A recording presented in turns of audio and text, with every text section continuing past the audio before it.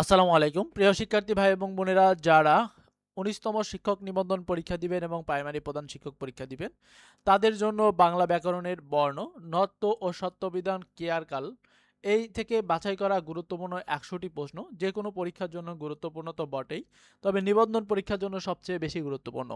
চলুন আমরা প্রশ্নগুলো সমাধান করি। এখানে প্রথম প্রশ্ন হলো বাংলা বর্ণমালায় পরাশ্রয়ী বর্ণের সংখ্যা কয়টি? দেখুন বাংলা বর্ণমালায় পরের আশ্রয়ে যে উচ্চারিত হয় সে সকল বর্ণ সংখ্যা হলো মোট ৩টি। এরপরে প্রশ্নটি হলো যে বর্ণ উচ্চারণের সময় স্বরতন্ত্রী কাঁপে না তাকে কি বলে? অর্থাৎ আপনার যে স্বরতন্ত্রী ভোকাল কর্ড রয়েছে সেটি যদি না কাঁপে সে ধরনের বর্ণকে বলা হয় অঘোষ বর্ণ। এরপরে দেখুন অর্থাৎ এই ধ্বনিটির সঠিক উচ্চারণ হলো, আমি যদি উচ্চারণ করি তাহলে তো প্রশ্ন হয়ে গেল। এখানে বলছে এই ধ্বনিটির সঠিক উচ্চারণ কোনটি? দেখুন এই ধ্বনিটির সঠিক উচ্চারণ হলো উও। উও হচ্ছে সঠিক উচ্চারণ। আমাদের ক্লাসগুলো যদি আপনাদের ভালো লাগে এবং আমরা আপনাদের জন্য কিন্তু ফাইনাল মডেল টেস্ট শুরু করেছি, অলরেডি মডেল টেস্ট নাম্বার 1 দিয়েছি এবং সামনে মডেল টেস্ট শেষ করার পরে আমরা ফাইনাল সাজেশন দিব। অবশ্যই আমাদের চ্যানেলটিকে আপনারা সাবস্ক্রাইব করবেন। আমরা আমরা কিন্তু আপনাদেরকে ফাইনাল মডেল টেস্ট সহ একদম পূর্ণাঙ্গ সাজেশন একদম বিনামূল্যে দিয়ে দিব। এখানে দেখুন দন্ত বর্ণ কোনগুলো? এখানে দন্ত বর্ণ হলো দেখুন ত, থ, দ, ধ, অর্থাৎ এগুলো হলো দন্ত বর্ণ। নিচের কোনটি অঘোষ অল্প প্রাণ ধ্বনি? অঘোষ অল্প প্রাণ ধ্বনি হলো এখানে ঘ নাম্বার উত্তর হবে, কিন্তু এখানে উত্তর নেই। এখানে কোনটি উত্তর হবে সেটি আমাদেরকে কমেন্টে জানাবেন। অর্থাৎ অঘোষ অল্পপ্রাণ ধ্বনির যে কোনো একটি বর্ণ বললেই সেটি হয়ে যাবে। এটি আপনাদের জন্য একটি প্রশ্ন রেখে দিলাম। এরপরে দেখুন কোন দুটি মহাপ্রাণ ধ্বনি? এখানে মহাপ্রাণ ধ্বনি কোনটি? এখানে খ এবং ঝ এই দুটি কিন্তু মহাপ্রাণ ধ্বনি। কোনটি দন্তন্য ধ্বনি? আমরা একটু আগেই দেখেছি ত, থ, দ, ধ, অর্থাৎ এগুলো হলো দন্তন্য ধ্বনি। এখানে ত হচ্ছে দন্তন্য ধ্বনি। এরপরে দেখুন তালব্য বর্ণ কোনগুলো?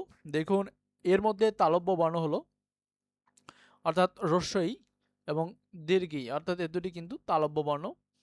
কণ্ঠ থেকে উচ্চারিত ধ্বনি কোনটি? এখানে কণ্ঠ থেকে উচ্চারিত ধ্বনি হলো ক। দেখুন আপনি উচ্চারণ করুন যে ক, ক, অর্থাৎ কণ্ঠ থেকে উচ্চারিত হবে কিন্তু। পক্ষী শব্দের সংযুক্ত বর্ণ কোন কোন বর্ণ নিয়ে গঠিত? এখানে এই যে প বাদে অর্থাৎ এই পটাকে আমরা যদি মুছে ফেলি, এটুকের অর্থাৎ এটি একটি যুক্ত বর্ণ।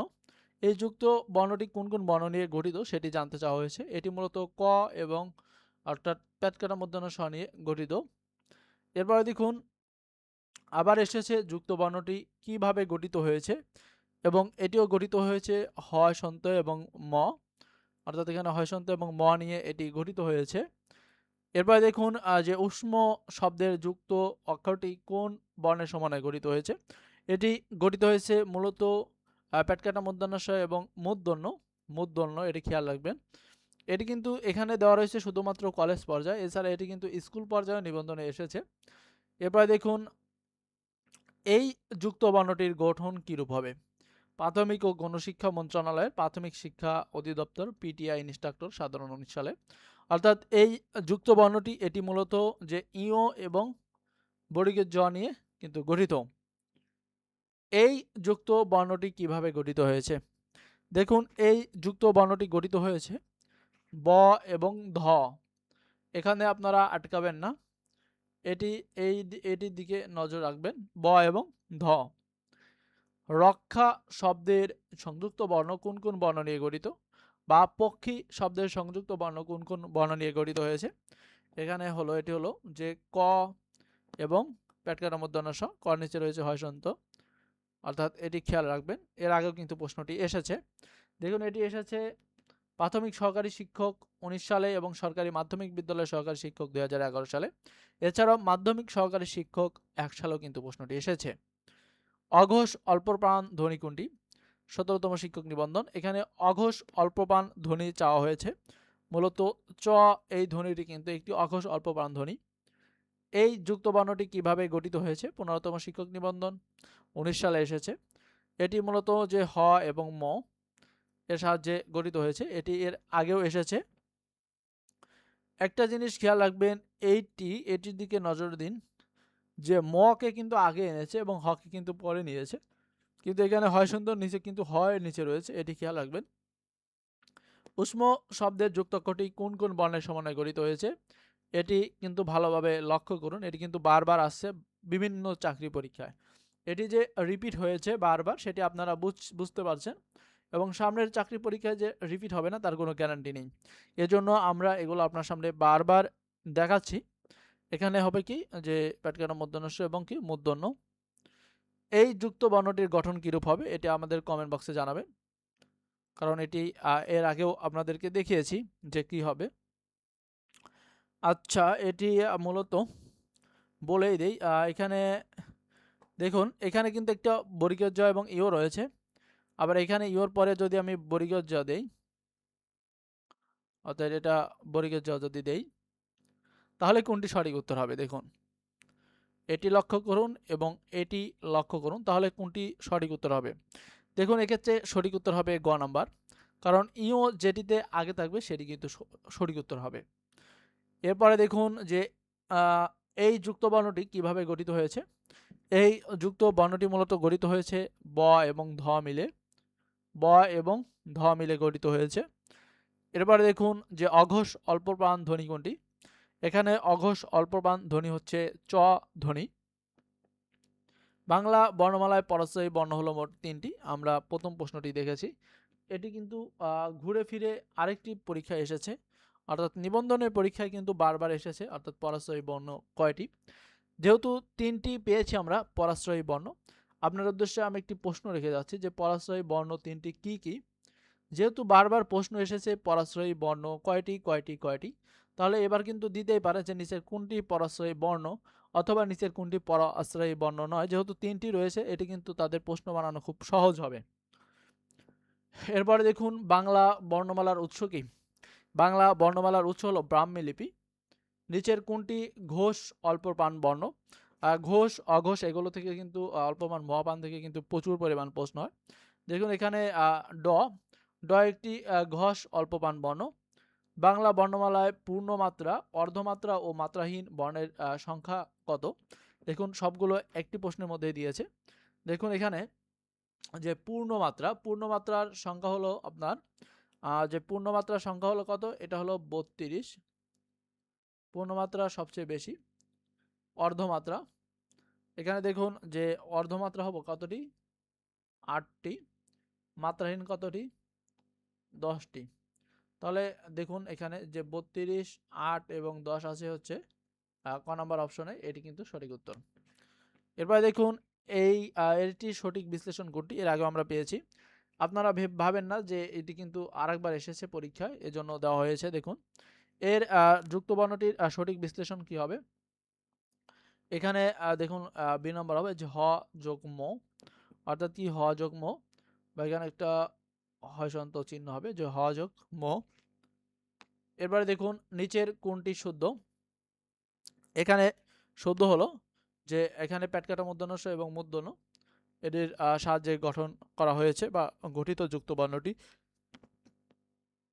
ভাষার মূল উপাদান কি, আমরা জানি যে ভাষার মূল উপাদান মূলত ধ্বনি। উষ্ম শব্দের যুক্তাক্ষরটি কোন কোন বর্ণের সমন্বয়ে গঠিত হয়েছে। অর্থাৎ এগুলো কিন্তু বারবার পরীক্ষায় এসেছে, এজন্য গুরুত্বপূর্ণ, এগুলো কিন্তু আপনাদের জন্য রিপিট আসবে, এজন্য দেওয়া হয়েছে। এখানে দেখুন এখানে একটা কি দিলে হয়ে যাচ্ছে, অর্থাৎ এটি আমি লিখে দিচ্ছি যে প্যাটকাটা মূর্ধন্য স প্লাস কি মূর্ধন্য। এরপর দেখুন যে ও ধ্বনিটির সঠিক উচ্চারণ হলো, অর্থাৎ ও ধ্বনিটির সঠিক উচ্চারণ কিন্তু আবার পরীক্ষায় এসেছে, অর্থাৎ এটি একটি রিপিট কোশ্চেন। দেখুন এটির সঠিক উত্তর হবে যে রস্যউ অন্তুস্তয়কার ও। স্বরবর্ণের সংক্ষিপ্ত রূপকে কি বলে। স্বরবর্ণ সংক্ষিপ্তের রূপকে বলা হয় আমরা জানি যে কার। এরপর দেখুন কোনটি মৌলিক স্বরধ্বনি। এখানে মৌলিক স্বরধ্বনির সংখ্যা হলো যে এ একটি কি যে মৌলিক স্বরধ্বনি। কোনটি অষ্টধ্বনি। দেখুন এখানে অষ্টধ্বনি হলো ম, ম একটি অষ্টধ্বনি। কোনটি দন্তধ্বনি, আমরা জানি দন্তধ্বনি ত থ দ ধ, অর্থাৎ এর মধ্যে রয়েছে যে ত থ দ ধ একটি অষ্টধ্বনি, সরি এটা হচ্ছে কি দন্তধ্বনি। এখানে আবার এসেছে, দেখুন এখানে দন্তধ্বনি ত থ দ ধ, এখানে দন্তধ্বনি কোনটি, এটি কিন্তু আলাদাভাবে এসেছে, অর্থাৎ ত নাম্বার একটি দন্তধ্বনি। কণ্ঠ থেকে উচ্চারিত ধ্বনি কোনটি, কণ্ঠ থেকে উচ্চারিত ধ্বনি এখানে ক। আপনি উচ্চারণ করুন যে ক, এখানে কিন্তু আপনার ভোকাল কর্ড অর্থাৎ কণ্ঠ থেকে এটি কিন্তু সংস্পর্শ হয়ে উচ্চারিত হয়। বাংলা ভাষায় মাত্রাহীন বর্ণ কয়টি, একটু আগে কিন্তু দেখিয়েছি যে একটি প্রশ্নে 3টি এসেছে, তারপরেও বলছি, অর্থাৎ মাত্রাহীন বর্ণ হলো মোট 10টি। ধ্বনির পরিবর্তন কত প্রকার, দেখুন ধ্বনির পরিবর্তন মোট 3 প্রকার, ধ্বনি পরিবর্তন 3 প্রকার। প্রকৃত বাংলা ব্যঞ্জন সন্ধি কোন নিয়মে হয়ে থাকে, প্রকৃত বাংলা ব্যঞ্জন সন্ধি এটি মূলত আপনার সমীভবন প্রক্রিয়ায় হয়ে থাকে। রত্ন, রতন হওয়ার সন্ধি সূত্র কি, অর্থাৎ রত্ন থেকে যদি রতন, অর্থাৎ এখানে যদি আমি একটা তীর চিহ্ন দিয়ে দিই, রত্ন থেকে রতন হওয়ার সন্ধি সূত্র কোনটি বা ধ্বনির পরিবর্তন কোনটি, এটি মূলত যে স্বরভক্তি, স্বরভক্তির ফলে রত্ন থেকে কি হয়, রতন হয়। কোনটি স্বরাগামের উদাহরণ, দেখুন এখানে স্বরাগামের উদাহরণ হলো যে পিরিতি, পিরিতি একটি স্বরাগামের উদাহরণ। এটি আপনার বানানের দিকে খেয়াল রাখবেন যে 1 2 1 দিয়ে বানানের দিকে খেয়াল রাখবেন যে 1 দিয়ে হচ্ছে ঋষি, আর 2 দিয়ে হলো দীর্ঘি, আর 1 দিয়ে হচ্ছে ঋষি। এরপর দেখুন যে স্কুল থেকে স্কুল, স্কুল থেকে স্কুল, এখানে কোন ধরনের ধ্বনির পরিবর্তন ঘটেছে, এখানে ধ্বনির পরিবর্তন ঘটেছে মূলত আদি স্বরাগম, এটির পরিবর্তন ঘটেছে। ধ্বনি বিপর্যয়ের উদাহরণ কোনটি, দেখুন 16তম, তারপরে 11তম, এগুলো কিন্তু রিপিট কোশ্চেন। ধ্বনি বিপর্যয়ের উদাহরণ কোনটি, এখানে ধ্বনি বিপর্যয়ের উদাহরণ হচ্ছে যে পিশাস, পি শ্বাস থেকে পিশ্বাস, দেখুন এখানে তালব্য স পরে চলে গেছে এবং শেষের চ কিন্তু আগে চলে এসেছে। এরপরে দেখুন কোনটিতে মধ্য স্বর লোভ ঘটেছে, এখানে মধ্য স্বর লোভ ঘটেছে গামছাতে, মূলত মধ্য স্বর লোভ ঘটেছে। এরপরে দেখুন যে কোনটি আদি স্বরাগম, এখানে আদি স্বরাগম হয়েছে যে স্ত্রী থেকে স্ত্রী, স্ত্রী থেকে স্ত্রী, এটা হচ্ছে কি আদি স্বরাগম। দুটি সমবর্ণের একটির পরিবর্তনকে কি বলে, দুটি সমবর্ণ থাকলে যদি একটি পরিবর্তন হয় তাকে বলা হয় আমরা জানি বিষমীভবন। সরাসরি কিন্তু সংজ্ঞা তুলে দিয়েছে, সরাসরি কি দিয়েছে, সংজ্ঞা তুলে দিয়েছে, অর্থাৎ ধ্বনি পরিবর্তনে কিন্তু এখান থেকে প্রশ্ন হবে মাস্ট, অর্থাৎ হবে। ধরুন এখান থেকে যদি সমস্ত প্রশ্ন আমি ধরি, প্রায় 80+ প্রশ্ন এসেছে শুধুমাত্র নিবন্ধনেই। শরীর থেকে শরীর শব্দটিতে ধ্বনি পরিবর্তনের কোন ধরনের নিয়ম প্রযোজ্য হয়েছে, দেখুন এটির ক্ষেত্রে বিষমীভবন প্রযোজ্য হয়েছে। কোনটি ধ্বনি বিপর্যয়ের উদাহরণ, এখানে ধ্বনি বিপর্যয়ের উদাহরণ হচ্ছে লাফ ফাল, ল পরে গিয়েছে এবং ফ এখানে চলে এসেছে প্রথমে এখানে। এরপরে দেখুন সমাসবদ্ধ শব্দে সাধারণত নত্যবিধান খাটে না, এর উদাহরণ কোনটি, সমাসবদ্ধ শব্দে সাধারণত নত্যবিধান খাটে না, এর উদাহরণ হলো দেখুন এখানে যে অগ্রনায়ক, এটিতে মূলত নত্যবিধান খাটে না। কোন ধরনের শব্দে কখনোই মূর্ধন্য হবে না, কোন ধরনের শব্দে কখনো মূর্ধন্য হবে না, আমরা জানি বিদেশি শব্দে, বিদেশি শব্দে কখনো মূর্ধন্য হবে না।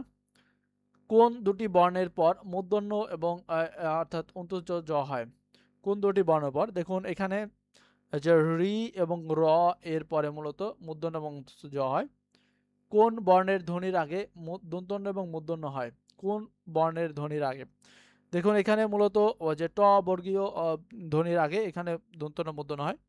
এরপর দেখুন নত্যবিধান বাংলা বানানে কোন শব্দের ক্ষেত্রে প্রযোজ্য, আমরা জানি নত্যবিধান মূলত বাংলা বানানে যে সংস্কৃত শব্দের ক্ষেত্রে প্রযোজ্য। নিচের কোন শব্দ দন্তন্য এর ভুল প্রয়োগ রয়েছে, এখানে দন্তন্য এর শব্দের ভুল প্রয়োগ রয়েছে, দেখুন এখানে যে ক্রন্দন, এছাড়া এগুলো কিন্তু সব মূর্ধন্য, অর্থাৎ ভুল প্রয়োগ রয়েছে ক্রন্দন। কোনটি শব্দ বানান, অর্থাৎ কোনটি শুদ্ধ বানান হবে, কোনটি শুদ্ধ বানান, দেখুন এখানে শুদ্ধ বানান হলো যে বন্টন, লক্ষ্য করুন এখানে কিন্তু যে মূর্ধন্য নিচে ট,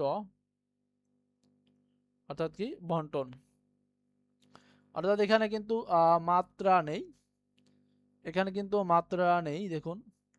তবে এই ক্ষেত্রে এখানে যেহেতু দুটি একই অপশন রয়েছে, দেখুন ব মূর্ধন্য নিচে ট দন্তন্য একই অপশন রয়েছে, তাহলে সঠিক উত্তর হবে এখানে ক।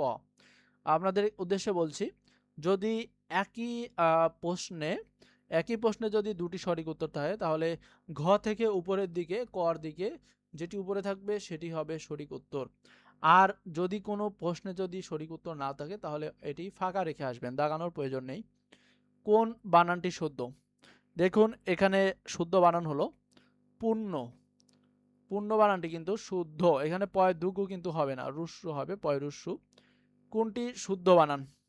এখানে দেখুন শুদ্ধ বানান হলো, লক্ষ্য করুন, শুদ্ধ বানান হলো গৃহিণী, গরিকারে গি, হয় ঋষি। এখানে কিন্তু দন্ত নয় দিক গি না, এখানে কিন্তু মধ্য নয় দিক গি, অর্থাৎ গৃহিণী। কোন বানানটি শুদ্ধ? এখানে শুদ্ধ বানান দেখুন, রূপায়ণ, অর্থাৎ রূপায়ণ বানানটি এখানে কিন্তু মূর্ধন্য হবে, যেটি ক্ষেত্রে তারা ভুল করাই দিতে পারে, অর্থাৎ রূপায়ণে কিন্তু মূর্ধন্য হবে। কোন ধরনের শব্দে কখনোই মূর্ধন্য হবে না? আমরা একটু আগেও দেখেছি, আরেকটি পরীক্ষা এসেছে, অর্থাৎ বিদেশি শব্দে কখনো মূর্ধন্য হয় না। নত্যবিধান বাংলা বানানে কোন শব্দের ক্ষেত্রে প্রযোজ্য? নত্যবিধান মূলত বাংলা বানানে মূলত সংস্কৃত শব্দের ক্ষেত্রে কিন্তু প্রযোজ্য। নিচের কোনটি সত্য বিধানের নিয়মে শুদ্ধ? সত্য বিধানের নিয়মে শুদ্ধ হলো পোশাক, পোশাক শব্দটি সত্য বিধানের নিয়মে শুদ্ধ। বিভক্তিযুক্ত শব্দ ও ধাতুকে কি বলে? বিভক্তিযুক্ত শব্দ এবং ধাতুকে বলা হয় পদ।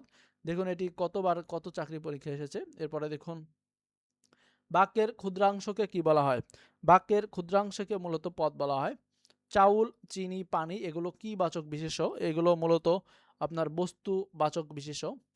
এরপরে দেখুন, গুণবাচক বিশেষ্য কোনটি? গুণবাচক বিশেষ্য হলো মধুরতা, হলো গুণবাচক বিশেষ্য। কোনগুলো বিশেষ্য পদের উদাহরণ? এখানে বলছে কোনগুলো বিশেষ্য পদের উদাহরণ। দেখুন, আরব সাগর এবং বিশ্বনবী এগুলো হচ্ছে কি বিশেষ্য পদের উদাহরণ। তাজা মাছ কোন বিশেষণ? তাজা মাছ এটি মূলত অবস্থা বাচক বিশেষণ, কারণ তাজা মাছ, মাছটি তাজা রয়েছে। সভয়ে লোকটি বলল বাঘ আছে, এখানে সভয়ে পদটি কোন বিশেষণের? দেখুন এটি মূলত একটি ক্রিয়া বিশেষণ। রাশি রাশি ভাড়া ভাড়া ধান কাটা হলো সারা, এখানে রাশি রাশি, অর্থাৎ এখানে রাশি রাশি এটি কি বা কোন ধরনের বিশেষ্য বা বিশেষণ যেটি হোক, এখানে এটি একটি নির্ধারক বিশেষণ, অর্থাৎ রাশি রাশি নির্ধারক বা পরিমাপক। সর্বজন এর বিশেষণ কি? দেখুন সর্বজন এর বিশেষণ হলো যে সর্বজনীন। সন্ধ্যা শব্দের বিশেষণটি নির্দেশ করুন। সন্ধ্যা শব্দের বিশেষণটি নির্দেশ করুন। এখানে সন্ধ্যা শব্দের বিশেষণ হলো সান্ধ্য। এরপরে দেখুন, নিচের কোনটি বিশেষণ পদ? এখানে বিশেষণ পদ হলো জীবনী। জীবনী বানানটি লক্ষ্য রাখুন, বলি জয় দিঘি ব দন্তা নয় দিঘি। যে বিশেষণ পদ কোনো বিশেষ্য বা সর্বনাম পদকে বিশেষায়িত করে তাকে কি পদ বলা হয়? দেখুন তাকে নাম বিশেষণ পদ বলা হয়। এরপরে দেখুন, যে পদ বিশেষ্য ও সর্বনাম ভিন্ন অন্য পদকে বিশেষায়িত করে তাকে কি বলে? তাকে বলা হয় ভাব বিশেষণ। সর্বজন এর বিশেষণ কি? সর্বজন এর বিশেষণ হলো সর্বজনীন। সন্ধ্যা সন্ধ্যা শব্দের বিশেষণটি নির্দেশ করুন। আমরা একটু আগে প্রশ্নটি পেয়েছি যে সন্ধ্যা শব্দের এখানে বিশেষণটি হলো যে সান্ধ্য। এরপরে চন্দ্র এর বিশেষণ রূপ কি? এখানে চন্দ্র এর বিশেষণ রূপ হলো চান্দ্র, চন্দ্র থেকে চান্দ্র। আমি, আমার এগুলো কোন সর্বনাম পদ? এগুলো দেখেন, এগুলো হলো ব্যক্তিবাচক সর্বনাম পদ, আমি এবং আমরা। সংযোগ জ্ঞাপন সর্বনাম কোনটি? সংযোগ জ্ঞাপন সর্বনাম হলো যে বিমার, অর্থাৎ এটি একটি সংযোগ জ্ঞাপন সর্বনাম। ব্যতিহারিক সর্বনাম কোনটি? দেখুন ব্যতিহারিক সর্বনাম হলো নিজে নিজে। কোনটি নিত্য সম্বন্ধনীয় অব্যয়ের উদাহরণ? এখানে নিত্য সম্বন্ধীয় অব্যয়ের উদাহরণ হলো যে যথা ধর্ম তথা জয় কাকে। কল কল রবে নদী বইছে, এখানে কল কল কোন অব্যয়? এখানে কল কল এটি মূলত যে অনুকার এর অব্যয়ের উদাহরণ। এরপরে দেখুন, লোকটি দরিদ্র কিন্তু সৎ, এ বাক্যে কিন্তুটা কি? এখানে কিন্তুটা কি? দেখুন এ বাক্যে কিন্তু হলো যে সংকোচক অব্যয়, এটি একটি সংকোচক অব্যয়। এরপরে দেখুন, পরাগ বইটি দিয়ে দাও, বাক্যে পরাগ অর্থাৎ বাক্যে পরাগ কোন পদ? এই বাক্যটিতে পরাগ এটি একটি সম্বোধন পদ, যেহেতু তাকে উদ্দেশ্য করে বলছে। কোনটি যে ধন্যাত্মক শব্দের উদাহরণ? এখানে ধন্যাত্মক শব্দের উদাহরণ হলো যে সম্পন। এরপরে দেখুন, মরিমরি কি সুন্দর প্রভাতের রূপ, বাক্যে মরিমরি কোন শ্রেণীর অব্যয়? বাক্যে মরিমরি এটি মূলত অনন্যই অব্যয়। না কোন জাতীয় শব্দ? না এটা একটি অব্যয় জাতীয় শব্দ। এই ছিল আজকের গুরুত্বপূর্ণ প্রশ্নাবলীর সমাধান। এরপরের ভিডিওতে আমাদের মডেল টেস্ট চলবে। এরপরে আমাদের আপনাদের উদ্দেশ্যে ফাইনাল সাজেশন যাবে। এরপরে গুরুত্বপূর্ণ যে প্রশ্নগুলি সেগুলো আমরা ভিডিও আকারে দেব। অবশ্যই আমাদের চ্যানেলটিকে আপনারা সাবস্ক্রাইব করে সবাই পাশে থাকবেন। সবাইকে অসংখ্য ধন্যবাদ।